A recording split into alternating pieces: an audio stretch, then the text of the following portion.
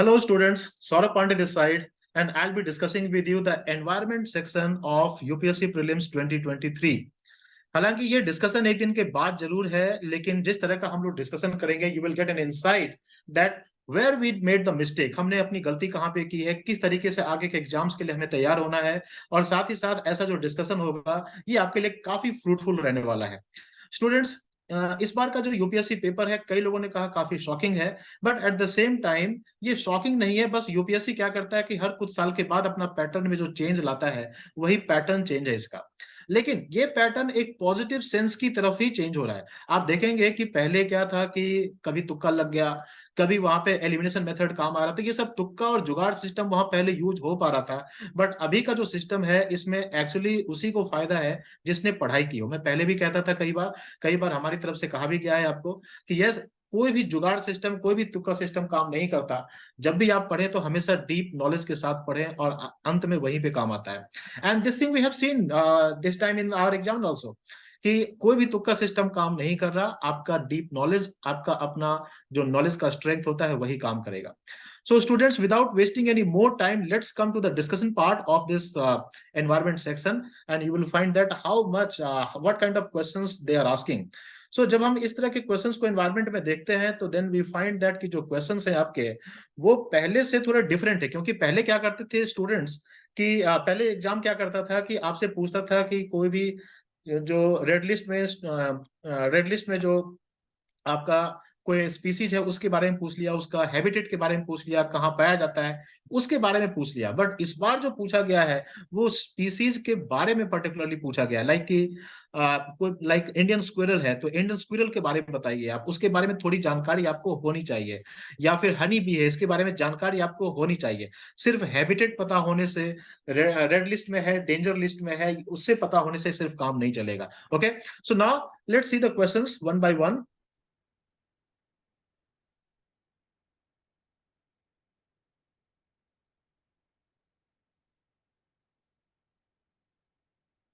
Now, this is the question. Consider the following statements. Once the central government notifies an area as a community reserve, the chief wildlife warden, the option number one is the chief wildlife warden of the state becomes the governing authority of such forest. Second option is hunting is not allowed in such area. Third, people of such area are allowed to collect non-timber forest produce. Fourth option, people of such areas are allowed traditional agricultural practices. See, whenever any such area is notified as community reserve by the central government, then obviously first, second, third, and fourth, all options become applicable in it. So in this case, how many of the above statements are correct? So therefore, in this case, all four options will be correct, right? All four options will be correct. So this was comparatively, you can say, it was an easier question because whenever we read about the community forest area, community reserve area, generally such things are always discussed. So we can say that it can be an easy to moderate question. Now, next question. Consider the following statements. Option number one, some mushrooms have medicinal properties. Some mushrooms have psychoactive properties. Third one is some mushrooms have insecticidal properties. Fourth one is some mushrooms have bioluminescent properties. Since there are 26 or more than 26 types of mushroom and all these four options are applicable for the mushroom varieties, so how many of the above statements are correct? In this case also, all the four statements will be correct. Okay, so all the four statements will be correct in this case. Now, next one. Consider the following statements regarding the Indian squirrels. Indian squirrels, first one, they build nest by making burrows in the ground. Second one, they store their food materials like nuts and seeds in the ground. Third one, they are omnivorous. See, Indian squirrel type of species, they are omnivorous because they eat the plant, they eat the peanuts also, they eat nuts also, and they eat insects from the ground also. So therefore they're omnivorous. And they build nest by burying burrows in the ground. This is an incorrect statement. It is not a correct statement because they generally make their nest or they make their living on the above the tree. So therefore this is not a correct statement.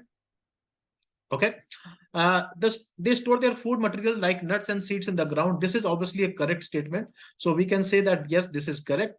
But this one, they build nest by making burrows in the ground. This is not a correct statement. So this one is wrong. Okay. Now, third one, they are omnivorous. Yes, this is correct statement. They are omnivorous. So only second and third are the correct statement. Only two will be the correct statement in this case. Okay. So B options will be correct. Now, next one, which one of the following makes a tool with a stick to scrape insects from a hole in a tree or a log of wood? So ये पूछ रहा है कि इनमें से कौन सा है जो एक टूल बनाता है स्टिक का और इंसेक्ट्स को स्क्रेप करके किसी होल से, ट्री के होल से, लॉग ऑफ वुड से निकालता है। फिशिंग कैट की जहां तक बात है, when we talk about fishing cat comes under like endangered animal, और इसको सबसे ज्यादा जो खतरा है वो ह्यूमन बीइंग से ही खतरा है। सो फिशिंग कैट क्या करता है कि जनरली इसका जो पॉ होता है कैट का, वो काफी सेंसिटिव होता है। So it can easily, it weds through the water के अंदर वेड करता है और बहुत आसानी से ये पता लगा लेता है कि yes, if there is a some moving fish और if there is some moving insect inside the water, and therefore it catches its prey from the water like that. So therefore fishing cat is not an option. It does not need to use a stick. ये stick use नहीं करता। Second one is orangutan. Orangutan, yes, ये stick use करता है और generally जो water के पास का जो एरिया होता है वहां से वो इंसेक्ट्स को लॉग ऑफ वुड से या वो होल से निकालता है, right? So this is a correct statement, orangutan. So you can see that हमारा बी ऑप्शन करेक्ट है। अगर हम थर्ड ऑटर की बात करते हैं तो otter catches fish, once again directly catch fish करता है। स्लॉथ बेयर जो है ये भी जनरली आपका जो लोअर लिप होता है उससे इंसेक्ट्स को सक करता है। So again this is not a correct statement. कई बार ये लोगों को जो कंफ्यूजन होता है, people get confuse between sloth bear and orangutan. So sloth bear भी इंसेक्ट्स खाता जरूर है बट ये it does not use stick, ये डायरेक्ट सक करता है इंसेक्ट्स को। So therefore our correct option will be orangutan. Okay. Now, next one. Next question is, which one of the following organism perform waggle dance? Waggle dance, very interesting. Waggle dance for others of their kin to indicate the direction and the distance to a source of their food. Vagal dance क्या होता है? देखो, vagal dance जो होता है generally ये हनी बीज में पाया जाता है। वैगल डांस करते कैसे? ये जनरली 8 के फिगर में डांस होता है। ये इट इज लाइक दिस, 8 के फिगर में डांस होता है। हनी बीज इस तरह का डांस करती है। ये डांस क्या शो करता है? तो जनरली हनी बीज के डांस के फॉर्म होते हैं। तो इफ द नेक्टर और the flower group is found at a distance, अगर 10 से 20 मीटर के डिस्टेंस पे है तो जनरली जो हनी बी होता है वो सर्कुलर डांस करती है। They make circular dance, right? ये सर्कुलर डांस करती है लाइक दिस। बट अगर ये 40 मीटर एंड अबव के डिस्टेंस पे होता है तो they start doing this vagal dance. तो ये वैगल डांस का काम क्या होता है कि डायरेक्शन बताता है, डिस्टेंस भी बताता है फूड का, हनी बीज को। So therefore this type of dance is performed by the honey bees. Okay, our correct option will be C. Now next, consider the following. First one, aerosol. Second है foam agents. Third one is fire retardants. Fourth is lubricant. In the making of, how many of the above are hydrofluorocarbons used? हाइड्रोफ्लोरोकार्बन्स आपने पहले भी नाम सुना होगा, काफी ज्यादा चर्चा में था ओजोन लेयर के लिए, राइट? तो वहां से आपको याद हो गया कि हाइड्रोफ्लोरोकार्बन्स, जहां ओजोन लेयर की बात होती है CFCl2 हाइड्रोक्लोरोकार्बन्स की बात करते हैं, है ना? CFCl2 की बात करते हैं हम लोग। सो हाइड्रोफ्लोरोकार्बन्स, जब आपने ओजोन लेयर पढ़ा था तो वहां पे आपको याद होगा कि हमने CFCl2 को कहां कहां यूज किया था। ऑब्वियसली एरोसोल में हम लोग यूज करते हैं CFCl2 को। तो aerosol 1 is a correct option, right, है ना? And then sorry, aerosol correct option है। Then second one is foam agents. Yes, foam agents में हम लोग यूज करते हैं हाइड्रो CFCl2 को। फोम एजेंट्स में हम लोग यूज करते हैं CFCl2 को, करेक्ट ऑप्शन है। Then third one is fire retardants. Fire retardants में भी यूज करते हैं, ये भी करेक्ट ऑप्शन है, यहां भी हम लोग यूज करते हैं। बट जहां तक बात है कि हम लोग ल्यूब्रिकेंट्स में यूज करते हैं या नहीं, सी ल्यूब्रिकेंट्स में हम लोग यूज नहीं करते इसको। So this one becomes an incorrect option. We are not using it in lubricants.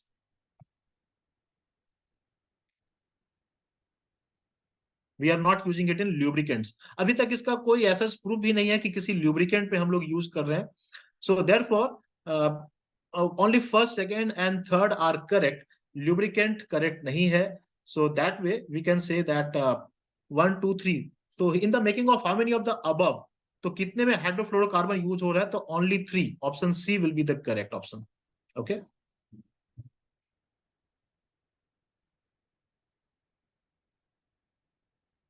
Now next one, consider the following statements. Statement 1, carbon markets are likely to be one of the most widespread tools in the fight against climate change.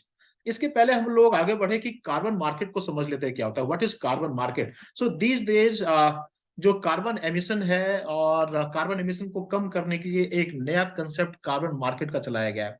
Carbon market क्या है कि if any private और government organisation are emitting carbon dioxide, तो उसका अपना carbon footprint है। So if they use methods to mitigate the carbon emission, अगर वो कोई मेथड यूज करते हैं कार्बन एमिशन को मिटिगेट करने के लिए, तो उनको कार्बन क्रेडिट दिया जाता है। और कार्बन क्रेडिट जो होता है, they can sell their carbon credit, and this carbon credit can be either cashed in terms of money, and this carbon credit can be used to get the incentives from the governments also. तो आजकल ये carbon market जो है ये काफी चर्चा में है because of the carbon credits. So carbon markets are likely to be one of the most widespread tools in the fight against climate change. This is a correct statement, क्योंकि carbon market जो है इसको develop इसलिए किया गया था ताकि वो क्लाइमेट चेंज को फाइट करने में इसको हम यूज कर सके। So this is a correct statement. Statement second, carbon market transfer resources from their private sector to the state. देखो, carbon market transfer their resources from the private sector to the state, ये गलत है, क्योंकि private sector को भी इसका benefit मिलता है और प्राइवेट सेक्टर से स्टेट में ट्रांसफर नहीं होता। बिकॉज कि अगर कार्बन एमिशन को कम करने का जो उपाय है अगर किसी प्राइवेट कंपनी ने किया है, प्राइवेट सेक्टर ने किया हुआ है, so they are also getting the incentives and benefits. So ये सेकेंड स्टेटमेंट अपना गलत हो जाता है। So in this case we can say कि second statement wrong, first statement correct. So it will be statement first correct, statement second incorrect. C option will be our correct option. Now, next one. Consider the following statements. Next one. Consider the following statements regarding mercury pollution. First one, gold mining activity is a source of mercury pollution in the world. Second, coal-based thermal power plants cause mercury pollution, and there is no known safe levels of exposure to mercury. How many of the above statements are correct? इस बार का जो question इसमें ये पूछा गया, देखते हैं हर बार कि कौन सा सही है कौन सा गलत है, ये नहीं पूछ रहे एबीसीडी टाइप में, कितने सही है कितने गलत है ये पूछ रहे हैं। And once again this is the beauty of the UPSC कि किस तरीके से इन्होंने एक झटके में एलिमिनेशन मेथड को बिल्कुल खत्म कर दिया है। So students, I always say कि नॉलेज इज पावर, और नॉलेज को गेन कीजिए तभी पावर है, अदरवाइज तो तुक्के में और जुगाड़ सिस्टम में कोई पावर नहीं है। सो फर्स्ट ऑप्शन देखिए, gold mining activity is a source of mercury pollution in the world. This is correct statement, क्योंकि गोल्ड माइनिंग में कोई भी हम माइनिंग करते हैं तो उसमें पॉल्यूशन, बट इसमें मर्करी पॉल्यूशन भी होता है। Second, coal based thermal power plant cause mercury pollution, ये तो हम हमेशा ही सुनते हैं, coal based thermal power plant are the cause of mercury pollution. Meena माता डिजीज वगैरह के बारे में हमने पहले सुना हुआ है। So they are caused by the mercury pollution nearby coal based thermal power plants. Then there is no known safe limit of exposure to mercury. Yes, ये safe limit में अभी तक कुछ भी नहीं पता कितना safe limit होता है, because see, जहां तक चिल्ड्रन की बात होती है, छोटे बच्चों की बात होती है, तो छोटे बच्चों के जो टॉयज होते हैं उसमें मर्करी कंटेंट होता है। तो पहले हमने बीच में सुना था कि चाइना से जितने भी टॉयज आ रहे हैं, so they have contain harmful level of mercury, but कभी भी हम ये नहीं सुनते कि इतना लेवल मर्करी का है वो हार्मफुल होता है। So there is no safe level of exposure to mercury, because की जो छोटे बच्चे होते हैं, चिल्ड्रन होते हैं, उसमें छोटा सा कंटेंट भी मर्करी का उनके स्किन के थ्रू एंटर कर सकता है, and it can directly damage their brains. तो बच्चों के लिए काफी छोटा अमाउंट भी सेफ लिमिट नहीं है, और थोड़ा सा जो एडल्ट हो जाते हैं, बड़े हो जाते हैं, उनके लिए थोड़ा सा लार्ज अमाउंट भी सेफ लिमिट हो सकता है। सो ओवरऑल एक्सपोजर अगर हम देखें तो ओवरऑल कोई लिमिट नहीं है इसका कि कितना सेफ लिमिट होगा। So all three statements are correct. So we can say that yes, C, all three are correct in this. Now we come to the next question. Invasive species specialist group, ये news में भी था, ये current affair से ज्यादा question है, rather it is a question from the environment. तो environment current affairs दोनों का हम कॉम्बिनेशन कह सकते हैं इस क्वेश्चन में। That develops global invasive species database belongs to which one of the following organization? Obviously ये न्यूज में था, IUCN, international union conservation of nature के द्वारा ये डेटाबेस लाया गया था। सो therefore this is option A is correct, option A is correct, right. Now, next, consider the following fauna.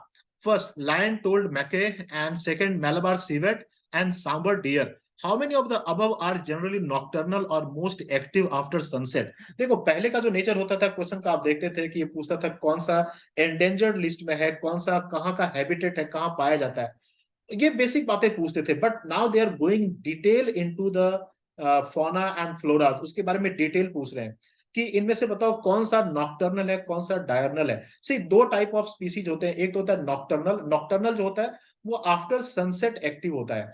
मतलब जब जैसे उल्लू है, राइट, तो उल्लू नॉक्टर्नल है, रात को एक्टिव होता है. तो इसी तरीके से पूछ रहा है कि कौन सा नॉक्टर्नल है. दूसरे जो दिन में एक्टिव होते हैं उसको डायर्नल कहते हैं. सो लायन टेल्ड मैके जो है ये नॉक्टर्नल नहीं है, this is diurnal animal. Second है मालाबार सीवेट. तो मालाबार सीवेट जो है ये नॉक्टर्नल है, राइट, ये नॉक्टर्नल होता है. एंड नेक्स्ट है sambar deer. Sambar deer is also nocturnal. Nocturnal तो डायरेक्टली पूरा नॉक्टर्नल नहीं होता सांबर डियर. बेसिकली ये डॉन एंड डस्क के टाइम पे, मतलब गोधूली बेला जो होती है शाम की, और सुबह जो उषा की बेला होती है, दैट मीन्स की सुबह सुबह का जो टाइम होता है और शाम का जो गोधूली टाइम होता है, उस टाइम पे सांबर डियर एक्टिव हो जाता है. तो one second we can say कि yes, after sunset it is more active. तो सांबर डियर होता है ये नॉक्टर्नल की कैटेगरी में आ सकता है. मलाबार सीवेट भी नॉक्टर्नल कैटेगरी में आ सकता है. So how many of the above are generally nocturnal or most active after sunset? So we can say that B option is correct, only 2. Okay. Now next, consider the following statements. In India, the biodiversity management committees are key to realization of objectives of the Nagoya Protocol, right? And second है, biodiversity management committee have important functions in determining access and benefit sharing, including the power to levy collection fees on the access of biological resources within its jurisdiction. See, Nagoya protocol के बारे में तो एक बहुत ही common question है, आप लोग हमेशा पढ़ते भी नगोया प्रोटोकॉल के बारे में. तो नगोया प्रोटोकॉल जो होता है यहाँ पर कौन रियलाइज करता है? इंडिया में नगोया प्रोटोकॉल के ऑब्जेक्टिव को रियलाइज करने के लिए कौन सी एजेंसी है? Biodiversity management committee. बिल्कुल सही है. It was a comparatively moderate question only. Most of the time you study about these COP protocols, Conference of Party protocols के बारे में पढ़ते ही हैं. So biodiversity management committee have important functions in determining access and benefit, including the power to levy collection fees on the access of biological jurisdiction within its biological resources within its jurisdiction. So see, जो biodiversity management committee equitable distribution, Nagoya protocol equitable distribution वगैरह की बात करता है. So in this case our second option is incorrect. तो हमारा जो first option होगा वही करेक्ट होगा. So C option becomes right for, no sorry, which of the statements given above are correct? So in this case, one only is correct, 2 is wrong, so 1 only is correct. So we can say that our option first is correct. Okay. So student, this was our discussion of environment section, and soon we will come with the other section, that is science and tech discussion also. Thank you so much. Wishing you best of luck. Thank you.